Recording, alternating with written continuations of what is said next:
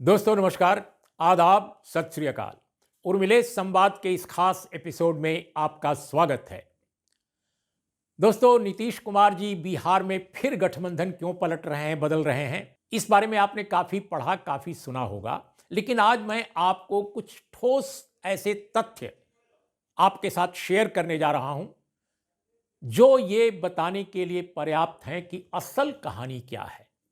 आखिर क्यों नीतीश कुमार फिर से पलटी मारे हैं। दोस्तों, दो बड़े कारण हैं। पहला बड़ा कारण यह है कि नीतीश कुमार जी के जो दो सबसे, बल्कि आप कह सकते हैं तीन, जो सबसे भरोसेमंद लोग हैं, वे हैं श्री संजय झा, वे हैं श्री अशोक चौधरी और तीसरे हैं विजय कुमार चौधरी। ये तीन जो नेता हैं, और उसमें भी जो सबसे खास हैं वो हैं अशोक चौधरी आजकल, और दूसरे हैं संजय झा।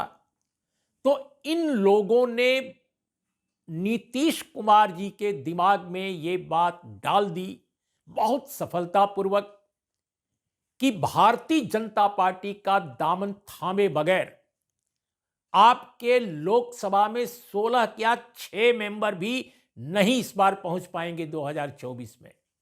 2019 में भारतीय जनता पार्टी के साथ जब वो लड़े थे तो उनको 16 लोकसभा सीटें मिली थी।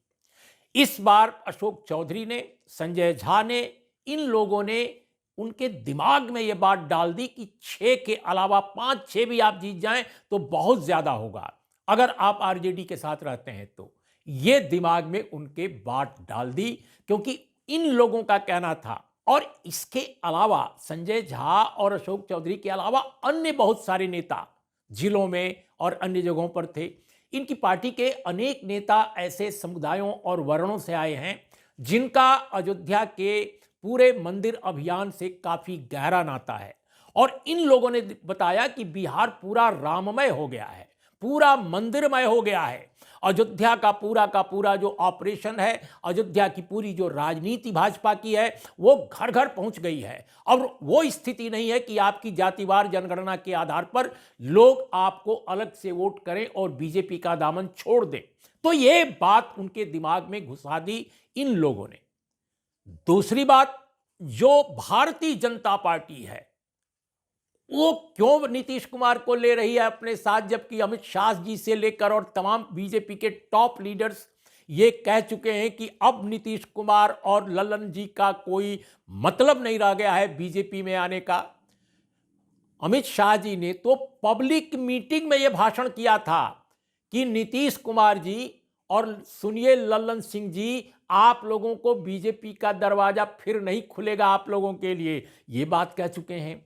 नीतीश जी तो खैर कहते ही रहते हैं कि फिर बीजेपी में कभी नहीं जाएंगे, कभी कहते हैं कि मट्टी में मिल जाएंगे लेकिन बीजेपी में नहीं जाएंगे, बीजेपी के गठबंधन में नहीं जाएंगे। फिर उन्होंने कहा कि मरना पसंद करूंगा लेकिन बीजेपी के साथ अब नहीं जाऊंगा, जब उन्होंने फिर ज्वाइन किया महागठबंधन। तो दोस्तों, लेकिन इसके बावजूद ये कैसे पलट गया सारा मामला कि बीजेपी भी पलट गई अपनी बात से और नीतीश कुमार भी पलट गए। दोस्तों, यही दिलचस्प है। दोनों दलों का आकलन बिहार की राजनीति के बारे में बिल्कुल अलग है। दोनों एक हो रहे हैं, लेकिन बिहार की राजनीति का जो कैलकुलेशन है, जो धारणा है उसके लेकर है, जो आकलन है, वो बिल्कुल दोनों का डिफरेंट है। भारतीय जनता पार्टी अभी भी समझ रही है कि जो अयोध्या का मामला है, जो मंदिर का मामला है, वह बिहार में नहीं चला है और बिहार मंदिरमय नहीं बना है। राम मंदिर का पूरा जो अभियान है उत्तर प्रदेश, मध्य प्रदेश में भले ही ज्यादा कामयाब साबित हो सकता है, लेकिन लोकसभा के चुनाव में जो बिहार में जो मंदिर का मामला है उतना क्लिक नहीं अभी तक किया है। ये केंद्रीय एजेंसियों ने, भारतीय जनता पार्टी के अपने जो सर्वेक्षण हैं, अपने इंटरनल जो असेसमेंट हैं, उसमें भी ये बात आई है। बिहार जो है भारतीय जनता पार्टी के लिए 22 जनवरी के बावजूद, यानी मंदिर के लोकार्पण के बावजूद, अभी भी निरापद नहीं है। लोकसभा की ज्यादा से ज्यादा सीट ने जीतना असंभव, अगर नहीं तो मुश्किल जरूर है। तो एक तरफ भारतीय जनता पार्टी के दिमाग में यह बना, टॉप लीडरशिप मोदी जी और शाह जी के दिमाग में, कि नीतीश कुमार को साथ लेकर ही भारतीय जनता पार्टी बिहार की 40 में से ज्यादातर सीटें जीत सकती है।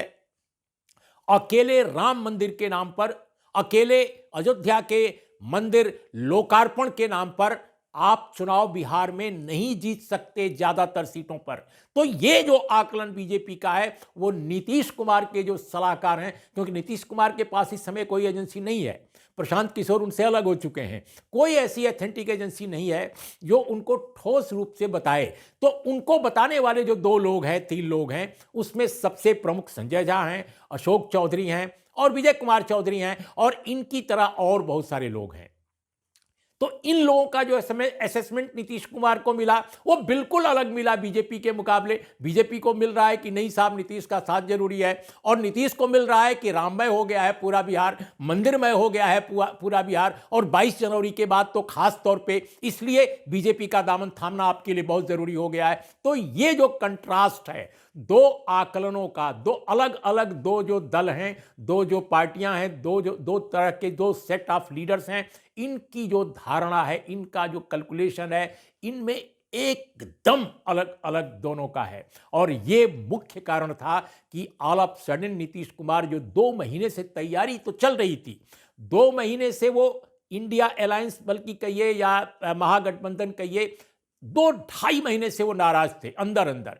और एक सच पूछिए तो बीजेपी और जेडीयू के बीच में सूत्र कुछ काम कर रहे थे, और पटना में जब इंडिया ब्लॉक की बैठक हुई, फिर मुंबई में जब बैठक हुई, तो दोनों बैठकों से निराश नीतीश कुमार ने लगभग मन बनाना शुरू कर दिया था कि उनको गठबंधन छोड़ना ही उचित होगा।